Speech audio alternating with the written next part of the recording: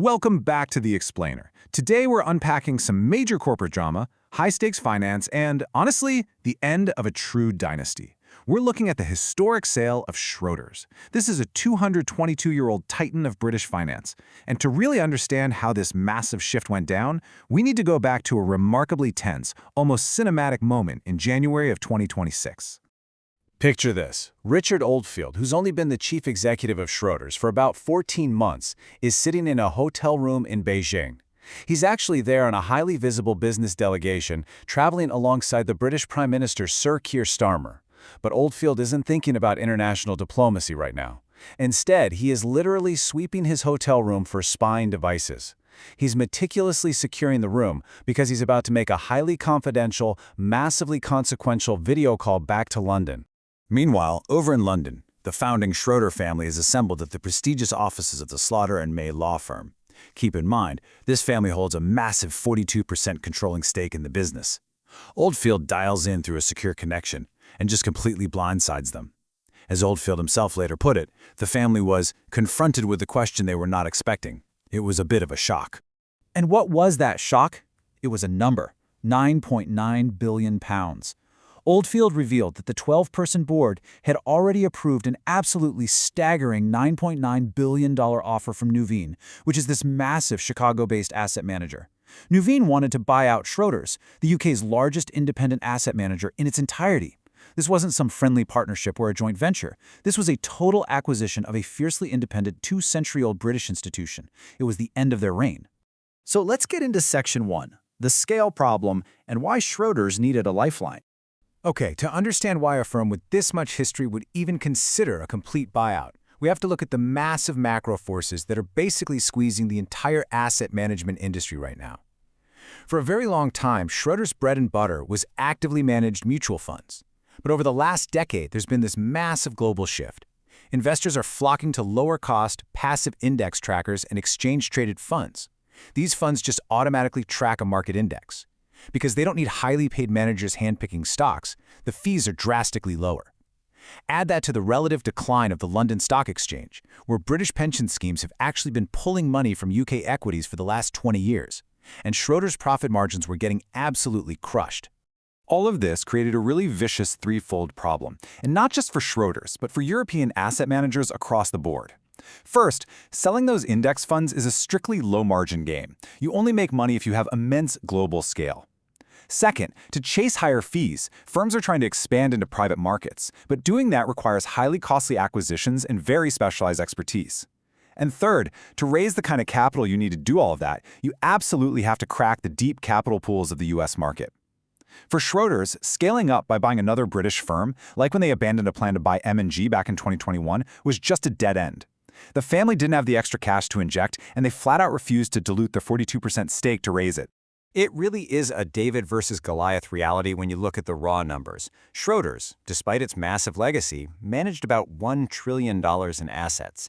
Now, $1 trillion sounds like a lot, right? Well, not when you gaze across the pond. U.S. giants like Vanguard oversee around $12 trillion, and BlackRock boasts nearly $14 trillion. Industry insiders talk about needing to be in the $2 trillion club just to absorb the baseline costs of doing business today. Schroders simply lacked the scale to compete. So Nuveen, sitting there with its $1.4 trillion in assets, looked like an incredibly attractive and honestly a necessary lifeline.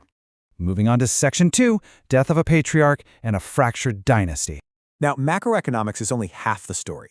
To understand how a £9.9 billion deal actually crossed the finish line, we have to zoom in on the human element, the internal dynamics of the Schroder family itself. Because for decades, this firm was basically synonymous with one man, Bruno Schroder. Bruno sat on the board for nearly 6 decades. He was this legendary patriarch who literally flew his own plane to global branches and famously walked the office floors chatting with staff around Christmas. Insiders say Bruno was the unquestioned voice of the clan. He was absolutely adamant that they would never sell the family silver. Under his watch, the family provided this long-term stability that helped the firm weather massive storms, like the 2008 financial crisis. But Bruno passed away in 2019 at the age of 86. And with his passing, that unified voice of the family, it vanished. In this post-Bruno era, the firm's leadership dynamic shifted entirely. His daughter, Leonie Schroder, and Claire Fitzalan-Howard stepped up to represent the family on the board. But the wider family interests were now fractured across 3 different generations. Some of these newer heirs were tech entrepreneurs or barristers. They just didn't have Bruno's deep day-to-day roots as employees working inside the firm. And that matters immensely. Because without a unified, singular vision, a company trying to navigate a ruthless, low-margin world becomes deeply vulnerable. To make matters worse, under the previous CEO, Peter Harrison, the firm had made several really expensive acquisitions in private markets to try and force some growth. Critics point out that these were poorly integrated, creating this hodgepodge of businesses with rising costs and sales teams getting pulled in completely different directions. So the business was under severe internal pressure. The sheer weight of the history being abandoned here is almost hard to wrap your head around. This is a firm founded way back in 1804 by a Hanseatic German named Johann Heinrich Schroeder, originally to finance cotton and sugar shipments. It underwrote so much of Britain's global trade. It survived over 2 centuries of history. Yet, after Bruno's death in 2019, the mounting business pressures were just too great. The family realized that taking the cash and parting ways was simply the best option for everyone. It is absolutely staggering to think that after 222 years of fierce independence, from the moment of that shocking video call in January, it took the family just about 6 weeks to completely sign off on the total sale of their legacy. Which brings us to Section 3, the U.S. gravitational pull and the potential end of London's dominance. The ripple effects of this single decision go way beyond just the Schroeder family. They point to a massive structural shift in global capital. The data reveals a pretty stark reality. According to the Brussels-based Bruegel think tank, nearly half of all European assets are now controlled by massive U.S. firms. That is huge. The gravitational pull of American capital is virtually undeniable at this point. And that has profound consequences for the UK. Remember, Schroders had been a constituent of the FTSE 100 for most of the past 4 decades. Losing the UK's largest independent asset manager is a massive blow to the City of London. Corporate finance banker Robert Colthorpe really hit the nail on the head when he warned that London now risks becoming a hub of the US market rather than a leader in our own right. For the average person, this isn't just about billionaire bankers making deals. It represents a fundamental loss of local financial independence. The economic center of gravity and the decision-making power that actually affects local markets and pensions is shifting entirely out of Europe. The independence of these great city names is just vanishing. Now, if you look at this from Nuveen's perspective, this was a masterful, calculated execution of a global strategy. Nuveen's CEO, William Huffman, knew that their $1.4 trillion in the U.S. was really just a starting point. They relentlessly evaluated foreign targets, looking closely at players like AXA, HSBC, and Aberdeen. But by acquiring Schroders, they absorb massive market share across the UK, Europe, and Asia in one fell swoop. This catapults the newly combined firm to $2.5 trillion under management and easily cements a top 10 global status. They're even planning to use Schroders' historic London office as their new combined international headquarters. But you know what's really wild? There is a striking, almost tragic historical irony to all of this. Back in the year 2000, Schroders made the really tough decision to sell its prestigious investment banking arm to Salomon Smith Barney, which was part of US-based Citigroup. And why did they do it? Because they couldn't crack the American market, they needed to buy into the US, but they didn't have the capital. So they sold out to a big American player. Today, more than a quarter century later, they're selling their asset management business for the exact same reasons. It's like a bizarre case of corporate déjà vu.